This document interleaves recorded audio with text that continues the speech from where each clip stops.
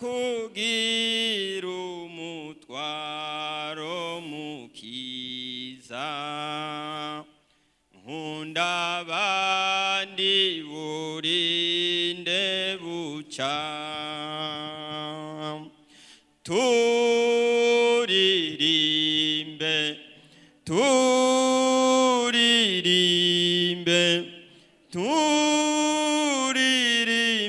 tugutazire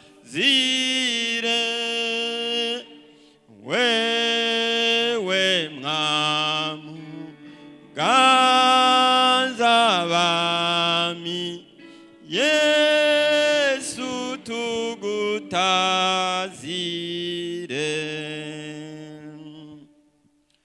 Nanje nongeye kubaramutsa mu izina rya Yesu Kristo umwami n'umucunguzi wacu.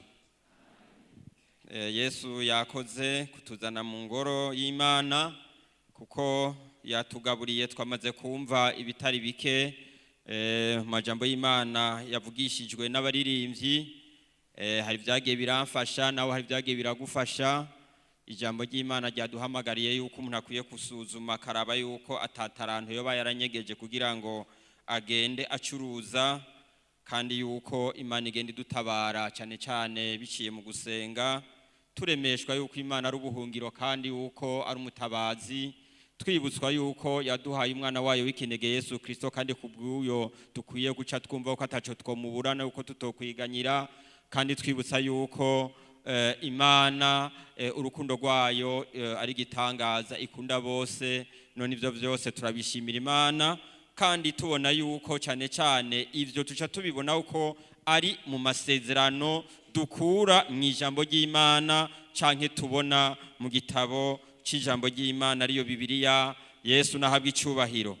Hamwe nayo majambo yose twongere ko ayandi majambo dusome aha mu gitabo ca Yobu igice c'8 dusoma duhereye ku murongo wa 5 gushika ku murongo w'7. Turaza guca tuwafatanya canke turonderana no muri Esteri igice ca 4. Ndababwira imirongo tuza gusoma. Dusome mu izina rya Yesu. Yobu igitabo ca Yobu igice c'8 duhereye ku murongo wa 5. Ariko weho ni waronderana Imana umwete, ukinginga ishobora vyose, ni watungana ukagororoka, nukuri ntiyobura kwikangurira kugutabara no gutuma ikibanza c'ubugorotsi bwawe kiroranirwa. Kandi naho itanguriro ryawe ryari ritoya, ariko amaherezo yawe wokunguka cyane. Yesu nahabwa icubahiro. Twongere ko amajambo y'Imana dusoma muri iki gitabo ca Esteri igice ca 4 duhereye ku murongo w'10. Ariko kumbure kugira ngo tuziga mu mwanya duhere ku murongo w'12, ariko urose umwanya wocahera ku murongo w'10 kuko indanzi y'amajambo ivuga ngo Esteri yemera guheba amagara ngo asabire abayuda. Umurongo w'12, nuko babwira Moridekayi amajambo ya Esteri, maze Moridekayi nawe aratuma yishura Esteri ati, ntugire ngo ni wewe wenyene uzokira mu bayuda bose kuko uri mu ngoro y'umwami, kuko niwapfa kwihorera muri iki gihe nta kabuza abayuda gutabarwa bakarokoka, ariko bivuye ahandi. Nayo wewe nabo n'ab'inzu ya so muzohona. Nta ubizi kumbure icyatumye ubumwamikazi no kugira ngo uzoseruke mu gihe gisa niki. Maze Esteri aratuma yishura Moridekayi ati, genda ukoranirize hamwe abayuda bose bari Shushani, mwisonzeshe ku bwanje mumare iminsi 3 ku murango no mwijoro mutagira ico murya canke munywa, nanje twe n'incoreke zanje tuzokwizonzesha gutyo nyene mpeze mbone gushika iyo umwami ari, naho ari uguca mu cagezwe, kandi namba ndamukiwe no gupfa mfe. Yesu atugirire neza. Abo abagiriye ubuntu bakinjira hano mu ngoro y'Imana ku munsi wa 4, ijambo ry'Imana hari ico ryatubwiye ryatwibukije canke ryatubwiye yuko dukwiye kwama twibuka yuko Yesu ari umutabazi, yuko dukwiye kumusaba ubushobozi kugira ngo natwe tugende dutabara abandi, kuko ivyo harimwo inyungu nini. Ijambo ry'Imana ryagiye ritwereka, ndetse nk'uko n'ubu munsi nyene ryagiye ritwereka canke mu buryo bw'indirimbo n'amajambo nyene twasomye canke twasomewe, yuko Imana ikunda abantu bayo kandi yuko yamye ibatabara, ndetse yuko n'ubu ishishikara ibatabara.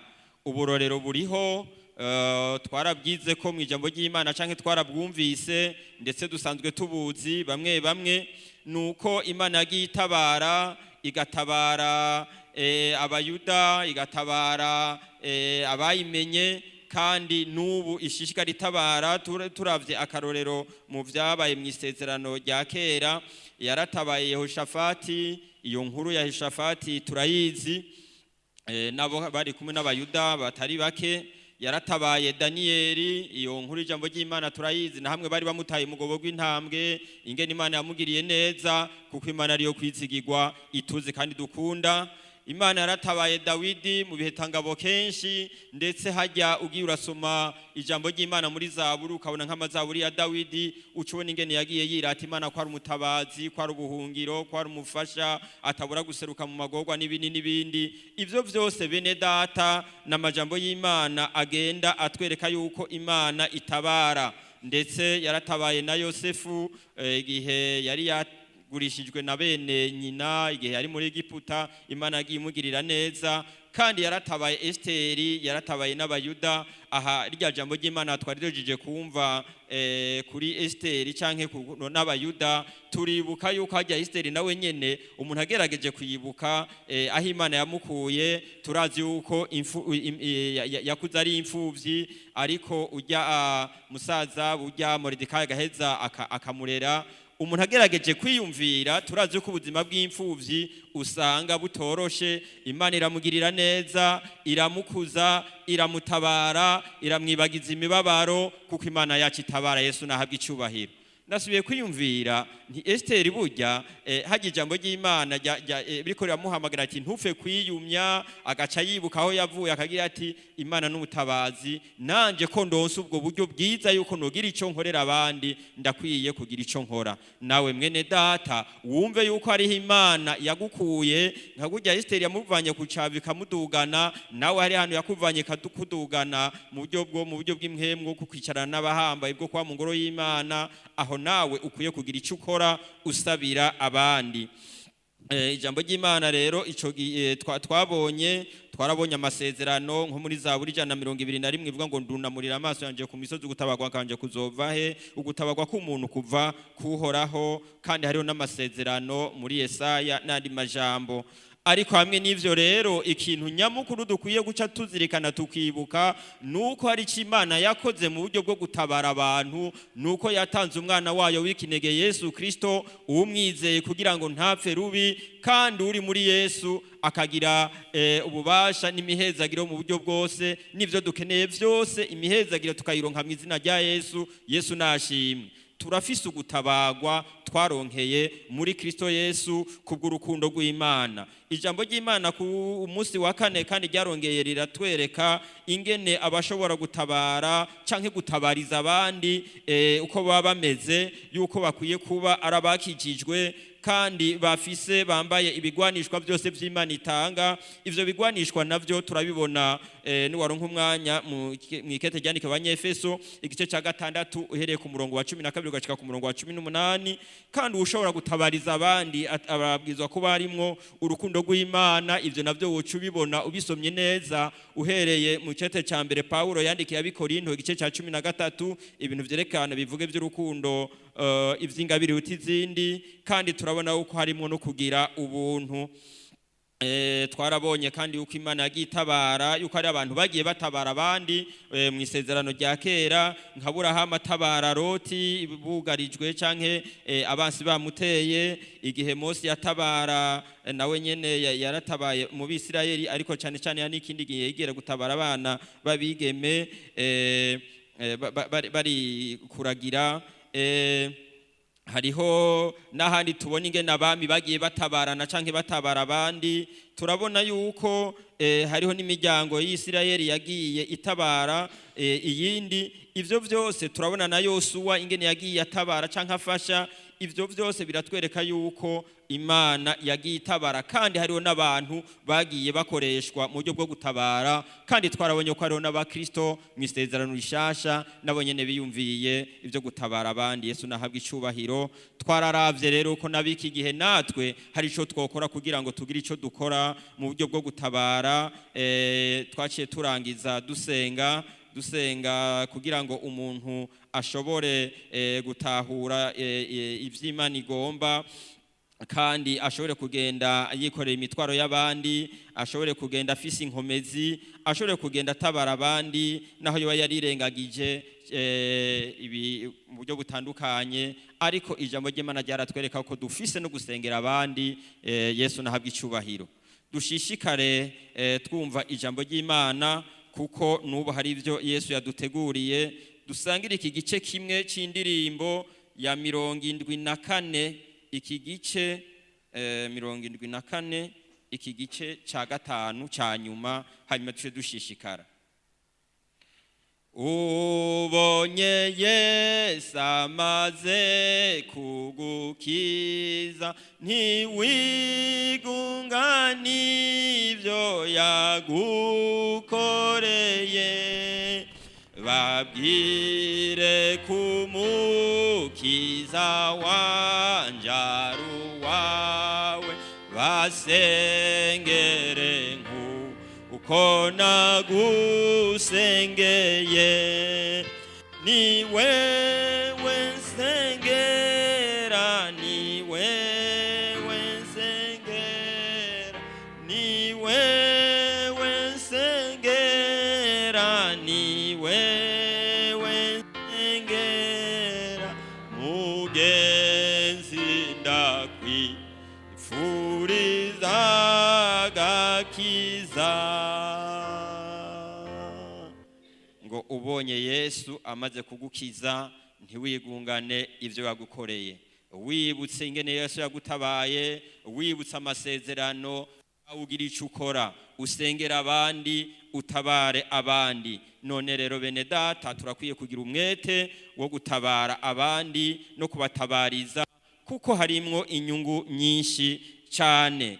Tuongere twosome ijambo ry'Imana aha mwikete canke mwicete icete ca mbere Paulo yandikiye abikorinto igice ca 12, duce dusoma duhereye ku murongo wa 27, duce dushikana ku murongo wa 28. Iyi 20 tushishikare tubona yuko tukwiye gukora, tukwiye gutabara abandi, kandi ivyo twobatabaza turaza kubivuganako tumaze gusoma aya majambo. Ndasoma mu izina rya Yesu. Namwe ndumva impapuro umenga baracazingurura, ni icete ca mbere candikiwe abikorinto, Paulo yandikiye abikorinto igice c'12 duhereye ku murongo wa 28. Ndasoma 27. Ndasoma mu izina rya Yesu. Namwe muri umubiri wa Kristo, kandi umuntu wese wo muri mwebwe n'urugingo rwawo.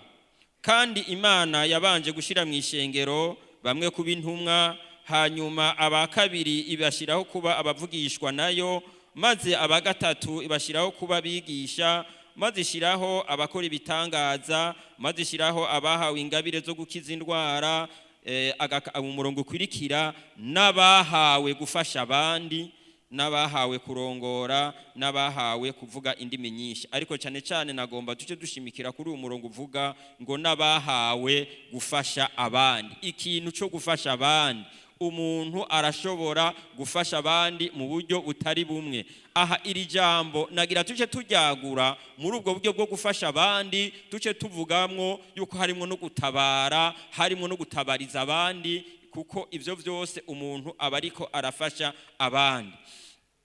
Rero ko Imana yatugiriye neza, akaba ari ukundi akaba yadutabaye, natwe twiyumvire rero ingene twofasha abandi canke twobashigikira.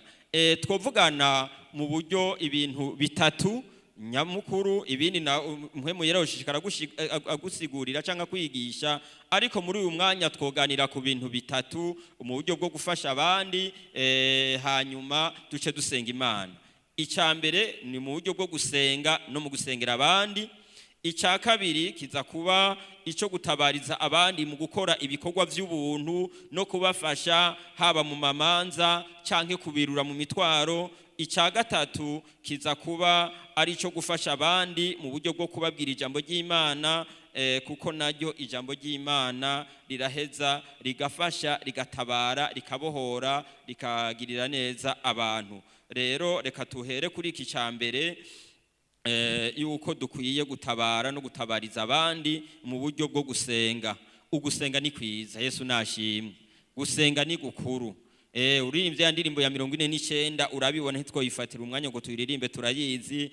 Kuko mu gusenga harabo kubohoza ababoshwe, harimo kugaburuza imigabo n'imigambi ya Satani, harimo gusengera abagwaye bagakira, hariho gukomeza cyangwa kwibutsa abantu amasezerano n'ibindi. Bene data, twibuke yuko mu buryo bwo gutabara abandi no kubatabariza, gusenga gufise igikorwa, gufise ikibanza kinini. Reka turabe, iyo turiko turasoma ijambo ry'Imana turabona akarorero k'abantu, ndetse aya majambo y'Imana numvise yamaze kuririmbwa, bamaze kuyaririmba, uburyo ingene ugusenga gutuma abantu hari ikintu gihinduka, kandi n'ababoshe n'uboshe yugarijwe mu buryo bucanka ubundi akagirirwa neza. Ibyakozwe n'intumwa igice cya 12 duce dusoma guhereye ku murongo wa mbere, duce umurongo wa mbere gushika kwa 5.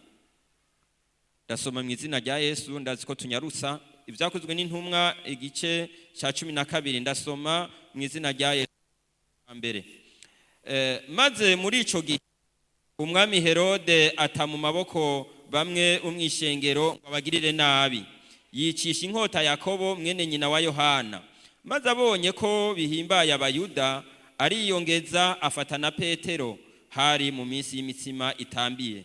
Amaze kumufata amushira mu ibohero, amuha abasoda 16 kumurinda, ari bane agira ngo azomushikiriza abantu Pasika iheze. Murongo wa 5, nuko Petero arindirwa mu ibohero, ariko abishengero baramusengera batakambira Imana bakobeje. Yesu nahabwa icubahiro. Aha turabona igikorwa cyo gusenga hari mu gihe kanaka cihamwa gishengero. Aha turabona ingene ngo abantu benshi bari bagiriwe nabi, bari bishwe na Yakobo yari yishwe. Hanyuma turabona abishengero ingene bakoze igikorwa. Turabona rero ni igikorwa cy'umugwi, kuko turashobora kubona ingene abantu bashobora gutabara ari umugwi cyangwa umuntu agakoresha igikorwa cyo gutabara naho yo bari umwe. Turaja kubibona aha rero, turabona ingene baciye baja hamwe ngo barasenga, baratakambira Imana bakobeje. Uciye ubandanya mwene data, ucubona ingene Imana yaciye itabara, ingene Petero yugururiwe, araheza aragenda, ntibabaye bakimwica, kandi ishengero riranezerwa. Ariko uciye ushishikara, hariho ijambo irindi twoca twongera tukavugana ko nuko umuntu asenga hanyuma akizera. Kandi barasenze arabohoka, mugabo turabona uko cagiye yari yabohotse, cagiye yarashitse ku muryango, hariho abati bumvise ariko aradodora, batizeye uko yoba ariwe, ariko Imana yatabara. Yesu nahabwa icubahiro. Ishengero rafise ububasha bwo gutabara, bwo kuguruza amabohero. Hari akarimo naharo numva kera bavuga ngo shengero rifise ububasha bwo kuguruza mabohero, abanyabyaha bagakira, senga ubudahumeka urishurwa. Ngirani ya kera bamwe bashobora kuba batayizi, abandi bayizi, ariko naco. Ariko niki ububasha bw'ishengero bw'uko bushobora isengero ishobora gusengera abantu bakagirirwa neza. Hariho ikindi gikorwa twoshobora gukora mu buryo bwo gusengera abandi, twaba turiko turabatabara, nuko umuntu ashobora no kubasabira n'ibindi bintu baba bakeneye. Kandi turabona nk'umuntu w'Imana yitwa Eliya ingene yasenze, hanyuma abantu bakagirirwa neza. Yakobo, ikete rya Yakobo duce turisoma Yakobo duce dusoma igice ca 5 tunyarutsa turazi igikorwa cyo gusenga twumve yuko muri bwa buryo canke ingene twogira twokoresha gusenga. Ndasoma mu izina rya Yesu 5 ce dusoma umurongo wa 10 duhere ku murongo wa 16 turavuga ngo mwaturiranire ivyaha byanyu musengeranire kugira ngo mukire indwara. Agace gakurikira ugusaba k'umugororotsi kugira ikimazi kuri vyinshi mu gikorwa cako. Eliya ari umuntu ameze nkatwe asaba yinginga ngo imvura ntigwe. Imvura imara imyaka 3 n'amezi 6 itagwa mu gihugu. Yongera gusaba ijuru rirekura imvura, isi iramera, imirima izana imyimbu yayo. Yesu nahabwa icubahiro. Aha naho turabona kare twabonye umugwi, aha naho turabona igikorwa cy'umuntu. Eliya umugororotsi, dusenge dutabara abandi, tubatabarize tugororotse, Imana izobatabara.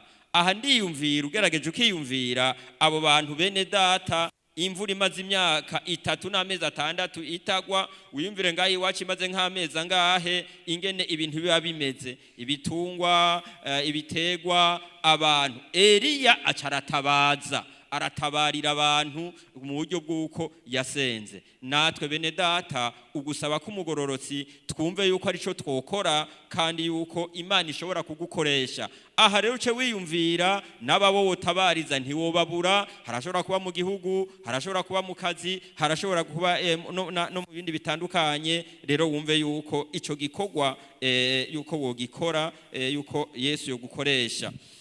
Akarorero ka 3 ikamaro ko gusenga no gusengera abandi ingene umuntu ashobora kugira kubohora cyangwa kubohoza abandi tuca tukabona ahanyene mu gitabo cy'ibyakozwe n'intumwa igice ca 15 usomye uhereye ku murongo wa 23 ariko kugira ngo tuziga mu mwanya kuko n'amajambo dusanzwe tuzi kandi reka dusome ibyakozwe n'intumwa igice cya 16 nukwibukanya bene data ugusenga. Igice cya 16 dusome uyu murongo wa 25 havuga ngo 25 havuga ngo maze nko mu gicugu Paulo na Sila bariko baragira iki, hanyuma bongera bagira iki, nivyo bariko barasenga barindimbira Imana, izindi mbohe zibumva, isi isha iranyiganyiga cyane giturumbuka, bituma umushinge w'inzu y'ibohero unyiganyiga. Ako kanya inzugi zose ziruguruka, iminyororo ya bose irabohoka. Twari gushobora no gusoma tuhereye kure, ariko n'amajambo y'Imana tuzi. Iki kindi kintu cyo gusenga, abo bantu kubwo gusenga no kuririmba sibo bonyene bahejeje bakabohoka, ariko turabona uko habaye igikorwa cyo kubohoza abandi. Iyo umuntu naho bari mu igeragezwa, naho yo bari mwirinde akavyifatamwo neza, agasenga, abandi bakamwumva, abandi bakamubona ingene bihagazemwo neza, ingene yavyifashemwo neza, ivyo biratuma n'abandi abatabara, kuko turabona abandi bari baboshwe baratabagwa. Twovuga tuti bari bo mu buryo bubiri, mu buryo bw'uko inzugi zugurutse mu buryo bubonekana uko babohotse, ariko no mu buryo bw'impwemu hari igikorwa cyakoretse. Yesu wacu nahabwa icubahiro. Ugusenga kwishengero, ugusenga ko umuntu ari mu mageragezwa agahesha Imana icubahiro, ugusaba k'umugororotsi. Turabona bene data yuko kugira ikimazi, kandi ugiye tukaraba n'ahandi mu ijambo ry'Imana mu byo gusenga turabona uko abagwaye bagiye bakira, abandi bamugaye bakamuguruka bivuye hehe, kubwo abantu b'Imana bizeye bakaheza bakagirira neza abandi bakabatabara cyangwa bakabatabariza. Nuko rero bene data birakwiye uko natwe ubwo burorero butandukanye buratwereka uko natwe dukwiye kugira ico dukora. Icya kabiri ku cyambere kwa rugusenga, icya kabiri twovuga tuti dutabara abandi canke tubatabarize mu buryo bwo gukora ibikorwa by'ubuntu no gufasha abandi. ijambo ry'Imana riratubwira ngo munezeranwe n'abanezerewe, mubabarane n'abababaye, kandi ijambo ry'Imana riratubwira ko tukwiye kugenda dukora ibikorwa by'ubuntu. Hariho abantu batwitangiye imbere, aha dusomye mu gitabo cy'ibyakozwe n'intumwa, kumbure reka tuvuge ku majambo gusa, ibyakozwe n'intumwa igice ca 10 turabona inkuru z'umuntu yitwa Korneliyo. Ijambo ry'Imana riratubwira yuko yakunda gusenga kandi yakunda no kugira ubuntu. Ni kwari ugusenga gusa, yakunda no kugira ubuntu, kandi ico kintu Imana yarahejeje irakimwibukirako kandi iraheza iramuhezagira. Ndetse uci usoma ku murongo wa 4 haravuga ngo nawe amukanurira amaso afise ubwoba, aramubaza ati nikiki mwami? Aravuga ngo ugusenga kwawe n'ubuntu bwawe vyaduze bibicibutso imbere y'Imana. Naha narondera sinagombye guhera hejuru gose kugira ngo tuziga mu mwanya, ariko nawe woheze ukabona igikorwa cyo gukora ivyiza, igikorwa cy'ubuntu, kandi hamwe twagira tuti birimwo inyungu. Turabone n'ingene mpemwe yacu yashishikara acaraza, abo bari kumwe na Korneliyo barahezagirwa, baragirirwa neza mu buryo bwo gutabara abandi, mu buryo bwo gutabariza abandi, mu buryo bwo kubafasha, bwo gukora ibikorwa by'ubuntu, mu buryo bwo kubashigikira, naho bamumamanza, naho barabakenye n'ibindi ko mwe muyera avyagura. Ico ni igikorwa ciza bene data, yuko dukwiye kuyama twibuka ko dukwiye kugira umwete wo gutabara abandi, no mu buryo bwo kugira ubuntu no gufasha mu buryo butandukanye no kubaruhura imitwaro. Akarorero ka kabiri aha dusomye atari kore yaho twari tuvuze ayo majambo twayize ko, ariko reka tuyasome. Igitabo muri iki gitabo cy'ibyakozwe n'intumwa igice c'11 duce dusoma umurongo wa 27. Ntimurambirwe kumva ijambo ry'Imana, kuko mu buryo bwo gutabara harimo ibintu byo gukora ibikorwa vyiza by'ubuntu uko umuntu ashobojwe. Reka nsome 11 ku murongo wa 27. Haravuga ngo muri iyo minsi abavugishwa n'Imana bava i Yerusalemu baja muri Antiyokiya. Umwe muri bo yitwa Agabo ava hasi amenyesha avugishijwe na mpwemu yuko ikigoyi cyinshi kizotera mu isi yose. Ico yavuga ni kimwe cyatera ku nganje y'umwami Kilawudiyo. 29. Maze abigishwa umuntu wese nk'uko atunze bashinga kurungikira bene data b'Abiyudaya ibyo kugira iki, ibyo kubatabara. Babigenza batyo, babirungikana abakuru bijanywe na Barunaba na Sawuli. Aha naho nyene turabona, si twebwe twenyene, turabona ingene abo bantu bakoreshejwe bagaca begeranya ibitari bike kugira ngo bashobore kugira iki, bashobore gutabara abandi. Rero gukora mwe n'ivyo bikorwa ni vyiza yuko umuntu avyitwararika, kandi hamwe n'ivyo bene data ijambo ry'Imana riraduhamagarira yuko dukwiye gukora ibikorwa by'ubuntu no gushigikira no gufasha, cyane cyane ijambo ry'Imana rivuga abantu bari nyuma y'abandi, novuga mu rurimi rw'igishitsi les groupes vulnérables, bajya abantu imfuvyi, abapfakazi, ababoshwe, bakavantara, abarefugee, impunzi, abo bose uko umuntu yoba ashobojwe akagira icyo akora, uko umuntu ashoboye, uko umuntu atunze. Gutunga ushobora gutungishwa mu buryo cyangwa ubundi, ushobora gutungishijwe mu mafaranga canke muri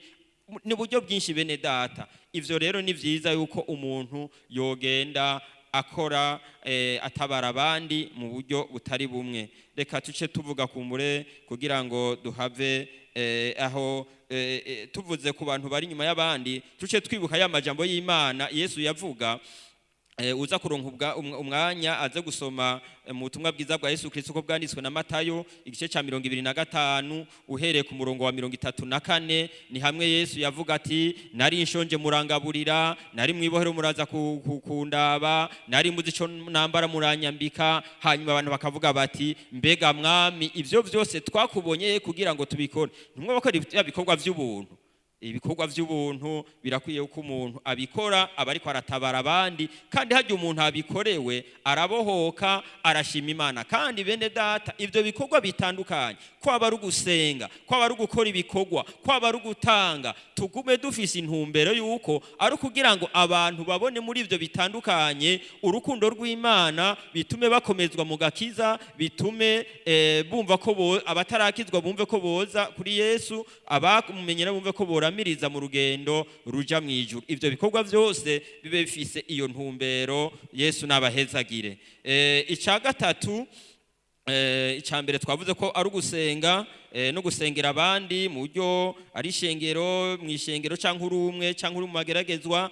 Icya kabiri, mu buryo bw'uko tukwiye kugira umwete wo gutabara abandi no kubatabariza. Twari tuvuganye uko ari ukubatabara mu buryo bwo gukora ibikorwa by'ubuntu no kubafasha no kubashigikira mu mamanza, mu mitwaro n'ibindi. Icya gatatu ni uko tukwiye kugira umwete wo gufasha abandi mu buryo bwo kuvuga ijambo ry'Imana, ubutumwa bwiza. Ya ndirimbo twamye turimba y'amajana 293, ujya muririmbyi yaravuze ngo mwamungaburire ijambo ryawe, kandi yerekana akamaro k'igitabo ariyo Bibiliya. Cyane cyane rero birakwiye uko umuntu aba atungishijwe mu ijambo, akagenda agabura ijambo ry'Imana, kuko ijambo ry'Imana riribwira abantu bitari bike, rirababwira kwihana, rirabatera ivyizigiro, riratuma umuntu yongera akibuka iby'urukundo rw'Imana. Turazi uko ijambo ry'Imana rivuga ngo kuko urukundo Imana yakunze abari mu isi,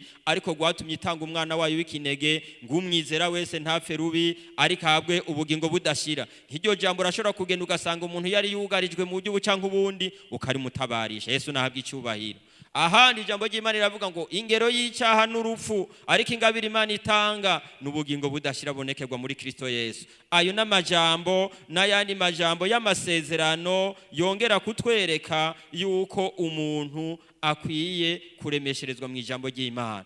Je nibuka ingene ijambo ry'Imana cyagihe Dawidi yarasugerejwe, cyagihe ari kumwe na Yonatani, habaye ibyo kuremesherezwa mu ijambo ry'Imana.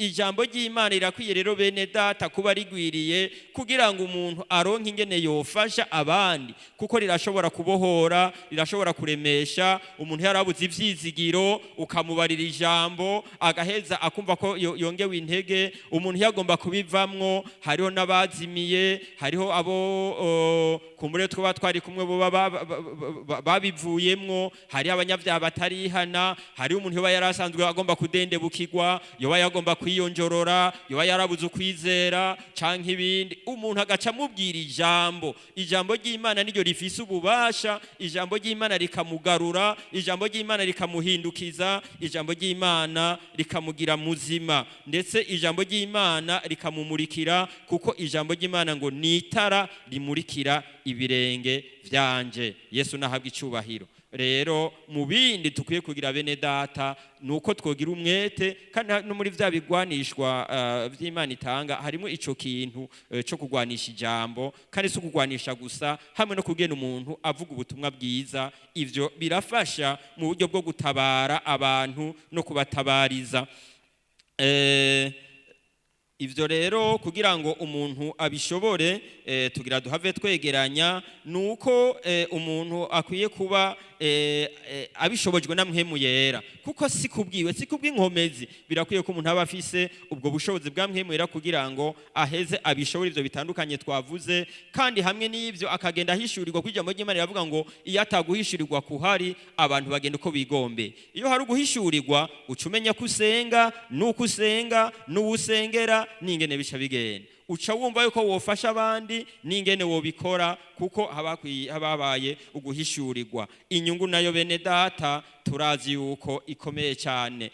Usomye mu gitabo ca Daniyeli ntituriwa turahasoma igice ca 12 ku murongo wa 3 tuca tubona ngo nabagize ubwenge nabashikanya abandi kukugororoka hari impera bazohabwa hari ibitsibo turondere gukorera gutabara abandi no kubatabariza twibutse yuko Imana ico yadukoreye kuko harimwo inyungu nyinshi koko naciye nibuka ya ndirimbo y'amajana 286 avuga ngo tuzonezerwa tuzonezerwa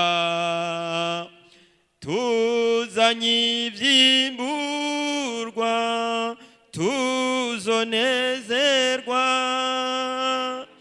tuzonezerwa tuzonezerwa tuzanye ivyimburwa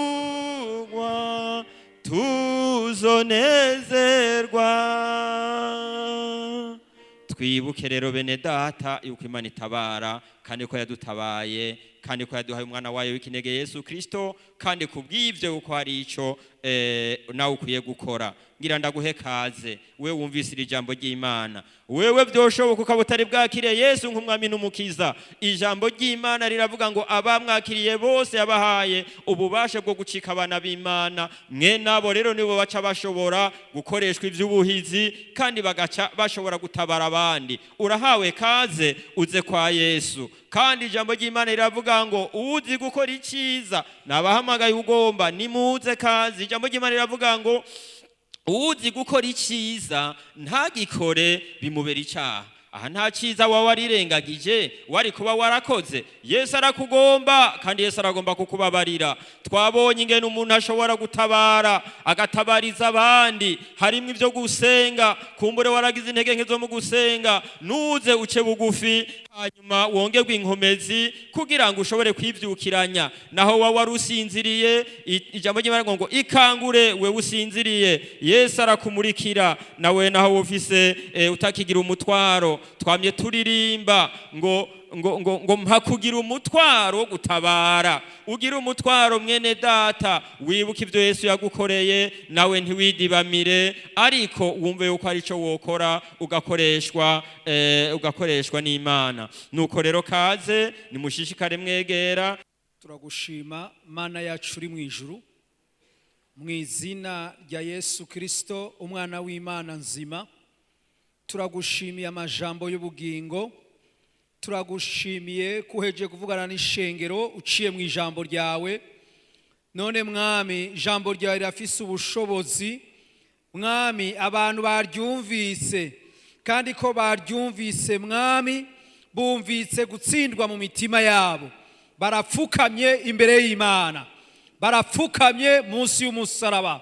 Turabasengeye rero Mana mu izina rya Yesu.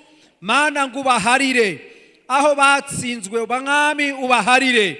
Aho baneshejwe mwami ubaharire. Turabasabiye imbabazi. Turabasabiye amaraso ya Yesu.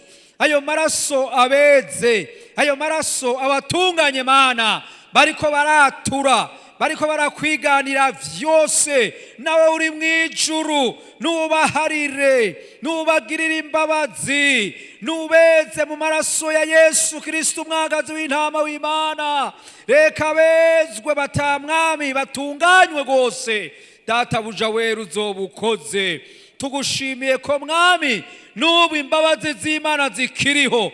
Tugushimiye mwami nubu kugiharira kandi ku ijambo ryawe rikivugwa kugira ngo weze umugeni. Nuko turagukengurukiye kubahariye. Turagukengurukiye kubejeje kandi turagukengurukiye kubemeye. Icubahiro n'ikibi cawe ni mu izina rya Yesu Kristo mwami tubasengeye. Amen. Ego turafise amasezerano kuko dufise Imana ibabarana natwe. Yesu ababarana natwe kandi ufise umutwaro aramuruhura kandi Yesu n'umutabazi. Wewe ufise ikintu cyo bakikuruhije uhagarare ucereke Yesu kugira ngo agutabare. Eka nawe wowe ugira uti ndagomba rero guca ntabariza naka aragwaye nika tumusengere wogira wohagarara tukavyereka Imana. kaze umutwaro uwo ari wo wose, kandi hamwe n'ivyo ugira ukwizera, nawe uza kuri kurafasha mu buryo bwo gutabariza abandi, kandi na wewe ugira uti Imana igutabare. Dusenge. Turagukengurukiye Mana Data wa twese uvyagiye mu ijuru, turagushimiye ko ari wewe buhungiro bwacu, kandi ko ari wewe mutabazi. Abakera wamye batabara Mana, kandi n'ubura catabara. Mw'izina rya Yesu Kristo umunyanazareti, ababene Data Mwami barahagurutse bafise ukwizera, bariko barakwereka Mwami bibaruhije, bariko barakwereka Mwami bibagoye, bunamuriye amaso kuri wewe, barazi kugutabarwa kwabo kova kuri wewe Mana, wewe waremye ijuru n'isi mw'izina rya Yesu Kristo. None Mwami turabasengeye mw'izina rya Yesu, abagwaye turabatuye kugukira, naho zo bari zangwara zananiranye zimwe n'abaganga bahebuje. Mana turagushimiye yuko mw'izina rya Yesu bitangaza bikoreka, kansere zirakira, za sida zirakira, izindi ngwara za covid zirakira mw'izina rya Yesu. Turasenza Imana kugira ngo ubakize Mwami, saba abagwariye Mwami bari ngaha gusa, ariko n'abandi hirya no hino, abo bene Data bahagurukiye, abari mu bitaro bitandukanye, turabasengeye mw'izina rya Yesu.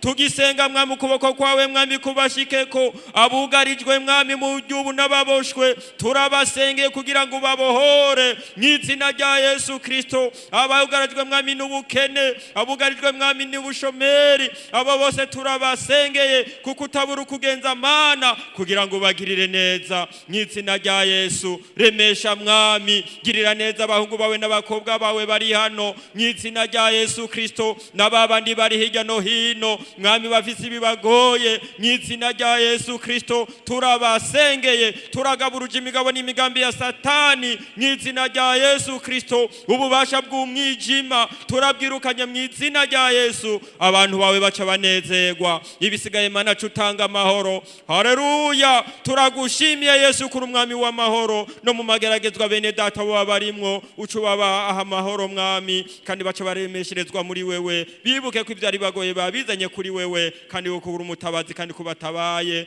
Urakoze, turagushimiye kuvyumvise, dusenze twizeye mw'izina rya Yesu Kristo Mwami n'umucunguzi wacu, amen.